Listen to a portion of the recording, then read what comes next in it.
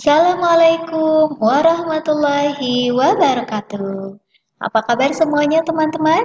Semoga dalam keadaan sehat dan semangat untuk belajar ya. Teman-teman, di tema yang ketiga B ini, kita banyak mempelajari mengenai teks atau bacaan. Dalam pertemuan sebelumnya, kita sudah belajar mengenai dongeng dan unsur-unsur yang ada di dalam dongeng, seperti tokoh, watak, pesan yang ada di dalam dongeng itu sendiri. Nah, hari ini kita akan mempelajari mengenai teks juga tentang bunga atau puspa nasional Indonesia. Teman-teman boleh buka halamannya 26 dan halaman 27 ya. Nah, sebelum belajar, kita berdoa dulu sama-sama ya. Let's make dua. Bismillahirrahmanirrahim. Rabbi zidni ilma warzuqni fahma. Amin. Nah, silakan teman-teman buka bukunya. Di halaman 26, kita lihat sebuah teks yang berjudul Bunga atau Puspa Nasional. Di dalamnya ada sebuah teks, kemudian ada 3 unit kecil, ada puspa bangsa atau bunga melati, kemudian puspa pesona atau anggrek bulan, puspa langka atau padma raksasa. Nah, ketiga unit ini juga memiliki paragraf. Di unit yang pertama, ada berapa paragraf? Ada 2, 1, 2. Di unit yang kedua, ada berapa paragraf? 1, 2. Ada 2 paragraf. Dan di unit yang ketiga, ada berapa paragraf? 1, 2, 3, 4. Ada 4 paragraf. Nah, kita lihat dulu gambar-gambarnya. Ada gambar apa ini? Bunga. Bunga apa kita baca? Bunga melati dijadikan puspa bangsa. Gambar yang kedua, gambar apa ini? Bunga anggrek bulan dijadikan puspa pesona karena keindahannya. Dan yang ketiga, bunga apa?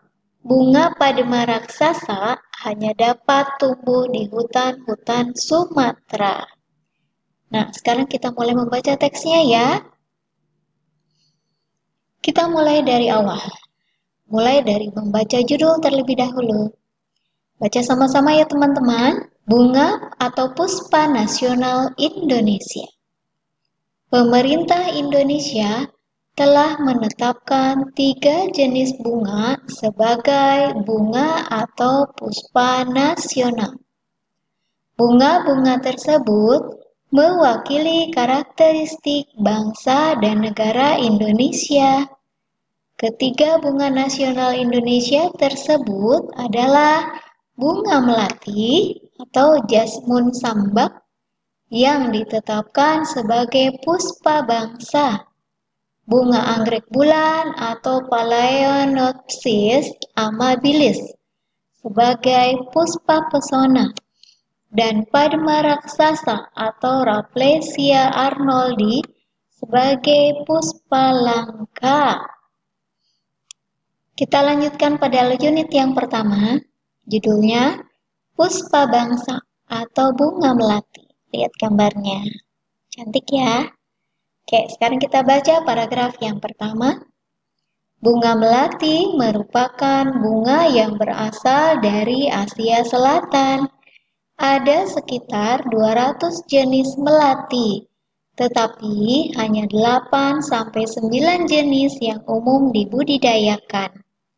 Di Indonesia, ada banyak nama daerah yang diberikan kepada bunga melati, seperti Menuh di Bali, Melucut di Aceh, Malete di Madura, Menyuruh di Banda, Melur di Gaya dan Batakaro, Manduru di Manado, dan Munduk di Bima atau Sumbawa. Sekarang paragraf kedua. Melati merupakan tumbuhan perdu. Melati tumbuh baik di iklim tropis. Tumbuhan ini tidak membutuhkan pemeliharaan yang rumit. Mahkota bunga melati memiliki bentuk sederhana dan berukuran kecil serta berwarna putih. Putih melambangkan kesucian. Bunga melati memiliki aroma yang harum. Meskipun demikian, harga bunga melati relatif murah atau merakyat. Kelebihan yang dimiliki melati tersebut yang menyebabkan melati ditetapkan sebagai puspa bangsa. Nah, berikutnya teman-teman yang membaca sendiri ya. Miss hanya menunjukkan tulisannya.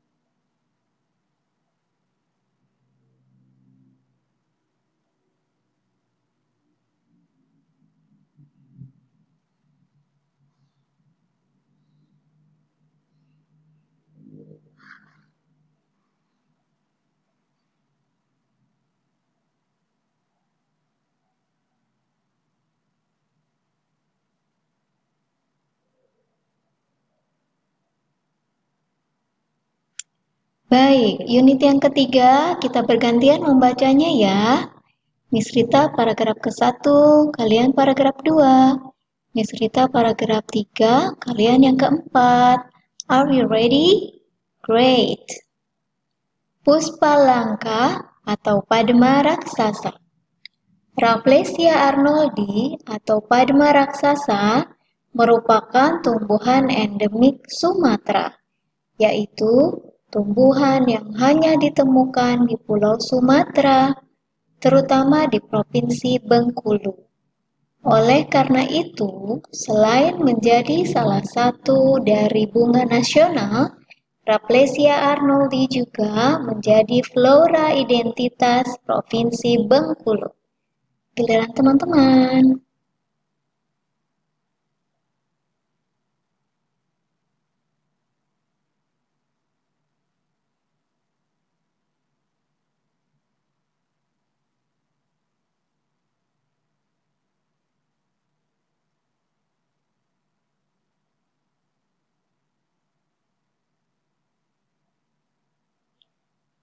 Tumbuhan yang ditetapkan sebagai puspa langka ini tidak memiliki batang, daun, maupun akar yang sebenarnya.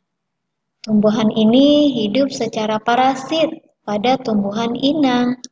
Satu-satunya bagian tumbuhan Rafflesia yang dapat dilihat dari luar tumbuhan inangnya adalah bunga bermahkota 5.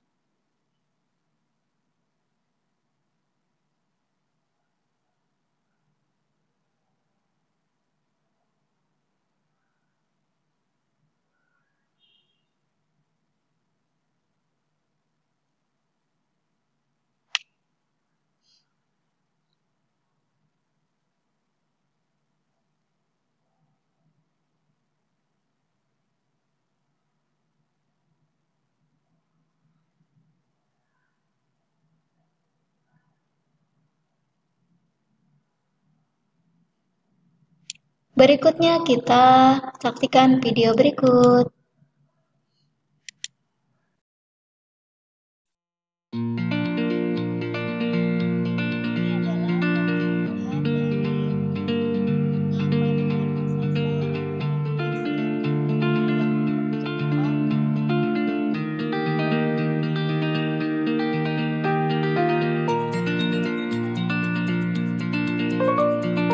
Nah, berikutnya kita lanjutkan pada pembelajaran subtema yang kedua, yaitu tentang manfaat hewan bagi kehidupan manusia. Teman-teman, banyak orang yang menjadikan hewan sebagai peliharaan. Hewan peliharaan biasanya memiliki tingkah laku yang sangat lucu, sehingga membuat perasaan senang pemiliknya. Selain sebagai hewan peliharaan, Allah juga menciptakan berbagai jenis hewan lain yang dapat dimanfaatkan oleh manusia. Ada hewan yang dimanfaatkan tenaganya, ada pula hewan yang dipelihara untuk diambil dagingnya, susu, telur, atau kulitnya. Nah, hewan apa ya yang dimanfaatkan oleh manusia? Coba kita lihat gambar berikut. Hewan-hewan tertentu dimanfaatkan untuk membantu kegiatan manusia. Di antaranya ada kuda, kemudian kerbau, dan anjing. Kuda dimanfaatkan tenaganya untuk menggerakkan alat transportasi delman dan gerobak. Kerbau dimanfaatkan untuk membantu petani menarik bajak sawah. Anjing dimanfaatkan untuk menjaga keamanan lingkungan dari tindak kejahatan. Ada juga hewan yang dimanfaatkan untuk dijadikan bahan makanan dan minuman. Manusia membutuhkan hewan sebagai bahan makanan dan minuman. Hewan yang paling banyak dimanfaatkan untuk tujuan ini adalah sapi, kambing, dan ayam. Sapi dan kambing dimanfaatkan untuk diambil kulit, daging, dan susunya. Sedangkan ayam dimanfaatkan untuk diambil daging dan telurnya. Ayo, siapa yang suka minum susu dan suka makan telur? Teman-teman, di halaman 55 ada sebuah teks yang berjudul Wija dan Burung Kasuari. Kita baca sama-sama ya. Sebelahnya ada gambar seorang anak yang sedang apa? Ya, sedang memikul kayu. Kemudian ada binatang nih di sampingnya. Besar sekali. Kita baca ya. Seekor burung kasuari berjalan mengikuti Wija pulang ke rumah. Wah, sepertinya ceritanya seru nih. Kita baca sama-sama ya. Baik, ada berapa paragraf? 1, 2, 3, 4. Yuk kita baca sama-sama. Wija dan burung kasuari. Di tanah Papua hiduplah seorang anak bernama Wija. Wija adalah anak rajin yang selalu membantu orang tuanya. Sehari-hari ia pergi ke hutan mencari kayu bakar untuk dijual. Pada suatu hari, saat sedang mencari kayu bakar, Wija mendengar suara pekikan burung kasuari. Ternyata burung kasuari itu terjerat perangkap pemburu. Wija memberanikan diri untuk menolong burung itu. Ia berharap burung kasuari tidak menyerangnya. Ternyata burung kasuari diam saja dan membiarkan Wija menolongnya. Karena kakinya terluka, burung kasuari tidak dapat berlari. Wija mengobati kaki kasuari dengan daun obat yang telah dihancurkan. Setelah mengobati kasuari, Wija melanjutkan pekerjaannya. Namun, tanpa disadari, burung kasuari mengikutinya. Wija baru mengetahui jika burung kasuari mengikutinya setiba di rumah. Wija lalu memelihara burung itu.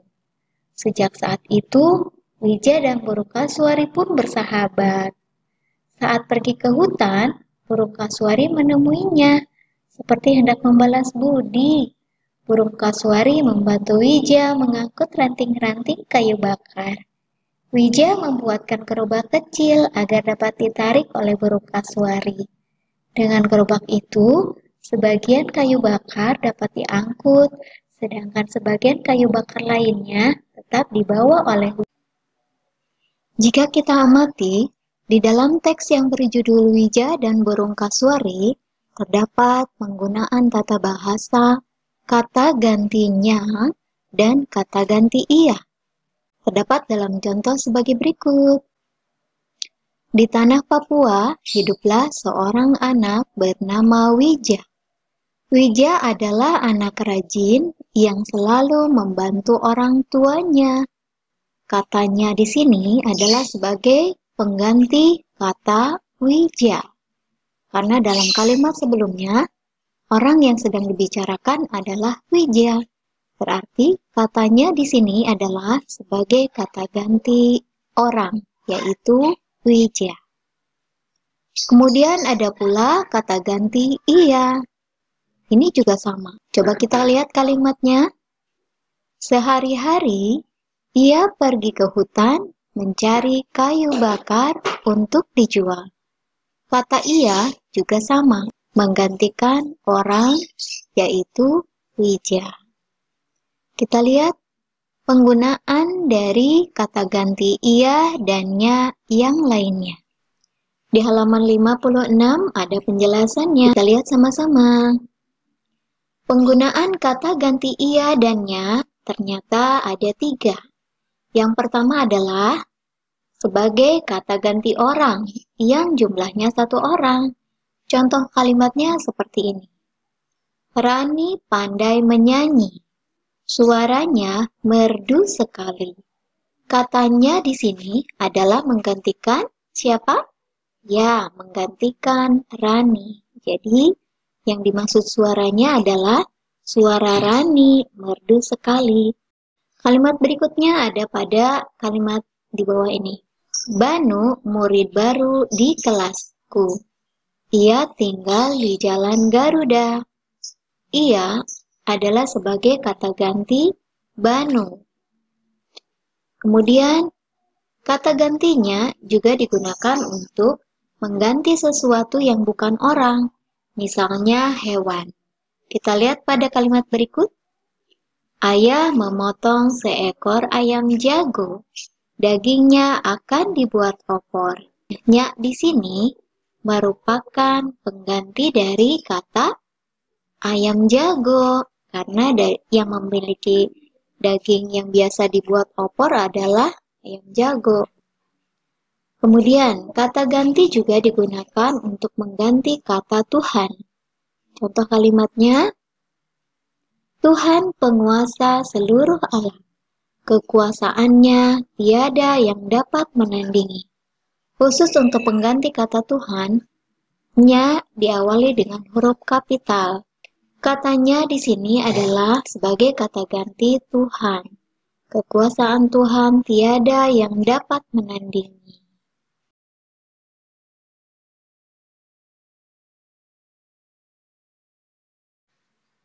Teman-teman, tahukah bagaimana cara melawat dan memelihara hewan? Pasti sebagian teman-teman ada yang memiliki hewan peliharaan di rumah. Nah, sekarang kita lihat bagaimana cara merawat dan memelihara hewan. Untuk memelihara hewan, kita harus mengetahui kebiasaan hidup hewan tersebut. Misalnya, jenis makanan dan tempat hidup yang disukainya apa. Berikut ini hal yang harus diperhatikan dalam merawat dan memelihara hewan. Yang pertama adalah kandang hewan. Hewan perlu dibuatkan kandang untuk tempat tinggalnya. Kandang hewan harus cukup luas agar hewan leluasa bergerak. Kandang juga harus berada di tempat yang cukup udara, serta terlindung dari panas matahari dan hujan. Selain itu, kebersihan kandang juga harus tetap dijaga agar terbebas dari bibit penyakit. Yang kedua adalah makanan serta minuman hewan. Hewan peliharaan harus diberi makanan dan minuman yang tepat. Makanan dan minuman diberikan dalam jumlah yang cukup setiap hari. Jangan sampai hewan yang kita pelihara kehausan, karena itu bisa menyebabkan hewan peliharaan kita mati. Berikutnya, menjaga kebersihan tubuh hewan. Kebersihan tubuh hewan harus diperhatikan. Misalnya, dengan memandikan hewan secara teratur. Dengan menjaga kebersihan hewan peliharaan, hewan akan terhindar dari penyakit. Dan yang keempat adalah pemberian vaksin dan membawa ke dokter hewan. Hewan juga perlu divaksin, terutama untuk hewan seperti kucing dan anjing. Vaksinasi bertujuan untuk mencegah penyakit. Kita mesti waspada karena beberapa penyakit dapat ditularkan dari hewan peliharaan kepada kita. Saat hewan mengalami sakit atau luka, bawalah segera ke dokter hewan. Nah, itulah bagaimana cara merawat hewan. Semoga teman-teman termasuk orang yang telaten dalam menjaga hewan peliharaannya.